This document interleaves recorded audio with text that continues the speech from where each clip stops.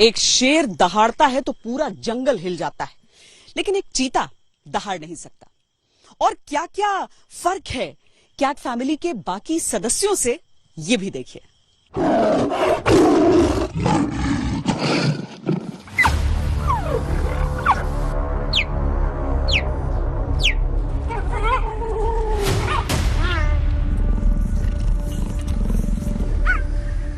Cat family के अपने बाकी भाई बहनों से चीते का सबसे बड़ा फर्क है आवाज का।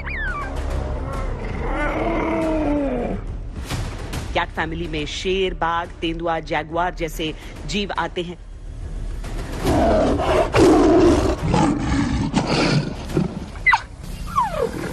आपको एक एक करके इन सभी जंगल के बादशाहों की आवाजें सुनवाते हैं, ताकि आपको इनमें फर्क पता चले। एक बब्बर शेर की दहाड़ 5 मील तक सुनी जा सकती है। इस दहाड़ से शेर अपने दुश्मनों को चेतावनी देता है या अपने परिवार को सतर्क करता है।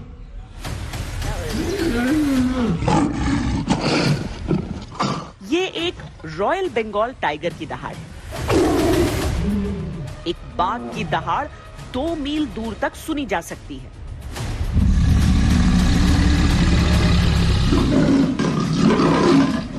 एक तेंदुआ शेर की तरह दहाड़ता तो नहीं है, लेकिन उसकी गुर्राहट भी खतरनाक होती है। हालांकि शर्मीला होने की वजह से तेंदुए आमतौर पर गुर्राकर अपनी लोकेशन दूसरे शिकारी जानवरों को नहीं बताते।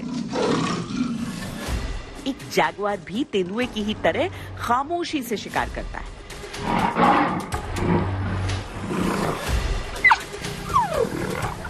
लेकिन अगर आप चीते को कैट फैमिली का समझने की वजह से ये मान बैठे हैं कि चीता भी दहाड़ेगा, तो आप गलत हैं।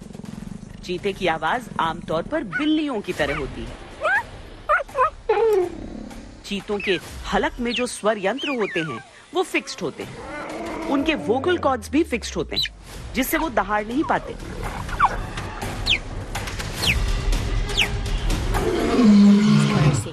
जबकि शेर और बाघ जैसे जानवरों की हलक की मांसपेशियां मजबूत होती हैं। उनके वोकल कॉर्ड्स या स्वर यंत्र भी फिक्स्ड न होकर फोल्डेबल होते हैं। इससे उनको दहाड़ने में मदद मिलती है।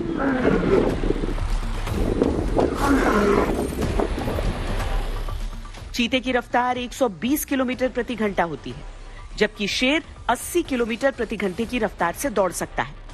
एक बाघ की रफ्तार 64 किलोमीटर प्रति घंटा होती है, जबकि तेंदुआ उससे थोड़ा कम 56 किलोमीटर प्रति घंटे की रफ्तार से दौड़ सकता है। जैगुआर भी शेर की ही तरह 80 किलोमीटर प्रति घंटे की रफ्तार से शिकार की तरफ दौड़ता है, लेकिन ये सभी जानवर तभी दौड़ते हैं जब इनको शिकार करना होता है। पर बिल्ली परिवार के इन जानवरों में से 3 को सिर्फ देखकर फर्क करना आसान नहीं है। चीता, तेंदुआ और जैगुआर करीब करीब देखने में एक जैसे ही लगते हैं। शरीर की वही रंगत, खाल पर वही निशान, तो आप कैसे पहचानेंगे कि इनमें से चीता कौन है, तेंदुआ कौन और जैगुआर कौन?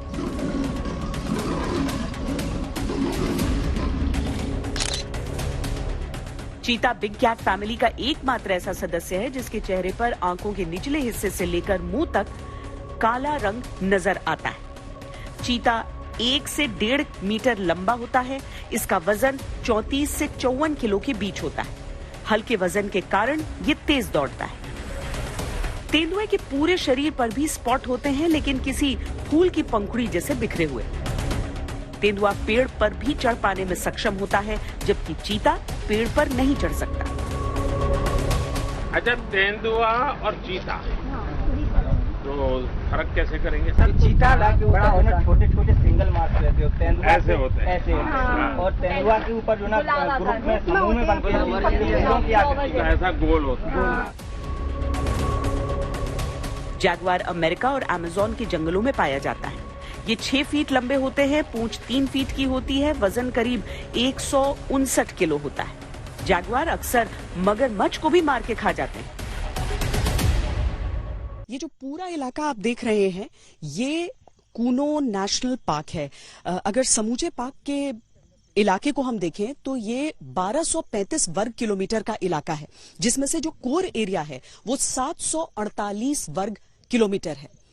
चीतों के बारे में ये कहा जाता है कि इन्हें ज्यादा जगह की जरूरत रहती है, खासकर ये जो अफ्रीकी चीते हैं। लेकिन अगर हम भारत की बात करें और भारत के जंगलों की, मध्य प्रदेश के जंगलों की बात करें तो यहां पर किसी भी तरीके से इनके लिए खान पान की कमी रहती नहीं है। तो देखना यह होगा कि जिस तरीके से और जिस सोच के साथ इन्हें यहां पर लाया गया है, ये उसमें किस तरीके से ढलते हैं।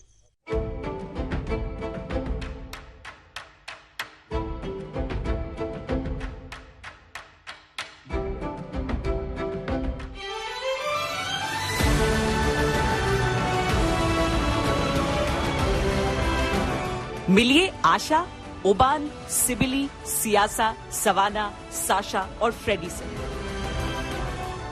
इन सभी चीतों का नया ठिकाना है मध्य प्रदेश का कूनो नेशनल पार्क।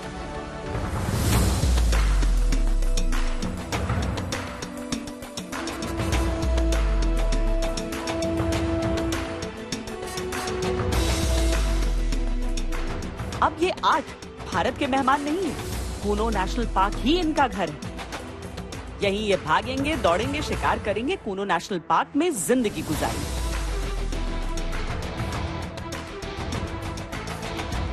लेकिन सवाल है, कूनो नेशनल पार्क ही क्यों? 7 दशक बाद चीतों को बसाने के लिए मध्य प्रदेश के कूनो को ही क्यों चुना गया? गुजरात या फिर छत्तीसगढ़ क्यों नहीं? या एमपी का ही कोई दूसरा राष्ट्रीय उद्यान क्यों नहीं? इसके पीछे एक विस्तृत चीता एक्शन प्लान तैयार किया गया। हमारे वैज्ञानिकों ने लंबी रिसर्च की, साउथ अफ्रीकन और नामीबियाई एक्सपर्ट के साथ मिलकर काम किया। हमारी टीम्स वहां गई, वहां के एक्सपर्ट भी भारत आए। पूरे देश में चीतों के लिए सबसे उपयुक्त क्षेत्र के लिए वैज्ञानिक सर्वे किए गए और तब कूनो नेशनल पार्क को इस शुभ शुरुआत के लिए चुना गया।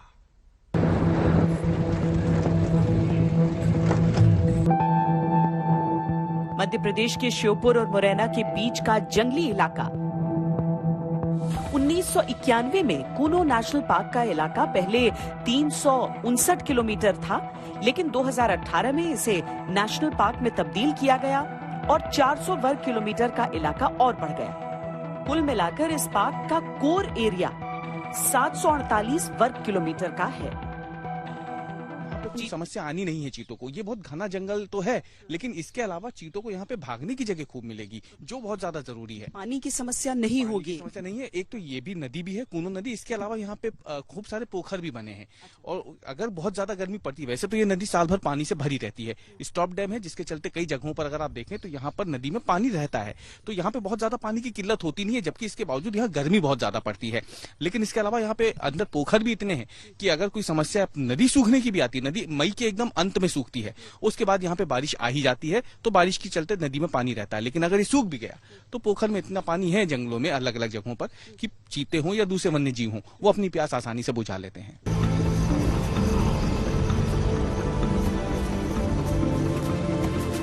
अफ्रीका में ऊंची लंबी चौड़ी घास के मैदान को सवाना कहा जाता है और ऐसी ही घास कूनो नेशनल पार्क में भी है। चीते आमतौर पर खुले इलाके में रहते हैं जहां मैदान ज्यादा हो, घना जंगल कम। उसकी रफ्तार और शिकार के लिए ऐसा ही इलाका सबसे अधिक मुफीद है। ऊंची घास वाले इस जंगल में पानी भी है, पहाड़ भी है, लेकिन मैदान का हिस्सा सबसे अधिक है। चीतों के लिए यहाँ का मौसम भी अनुकूल है, न ज्यादा बारिश न अधिक गर्मी। चीतों को सबसे संतुलित क्लाइमेट चाहिए और कूनो में ये सब कुछ पाया गया।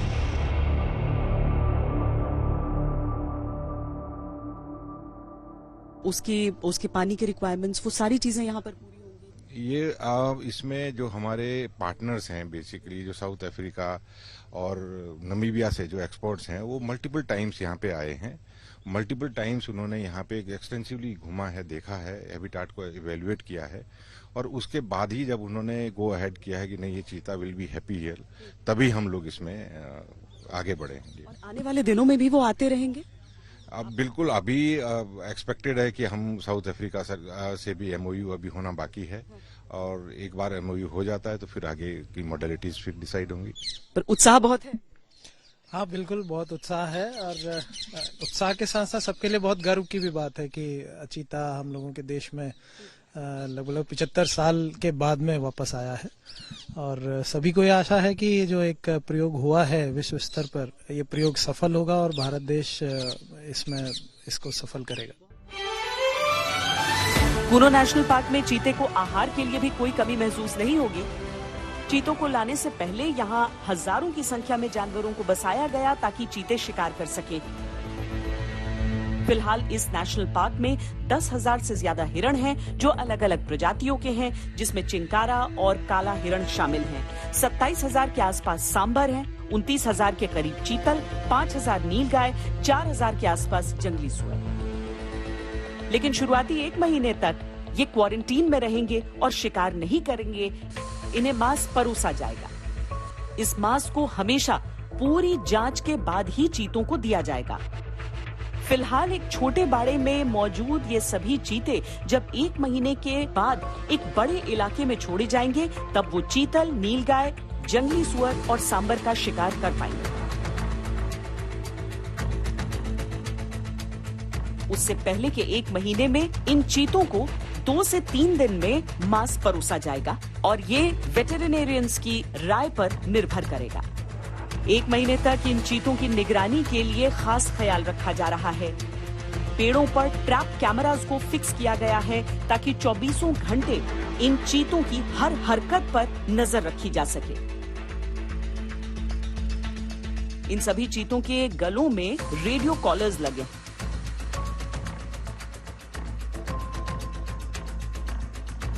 उससे जो आंकड़े उपलब्ध होंगे उस डेटा को wild life institute of India के रिसर्चर्स विस्तार से आकलन करेंगे।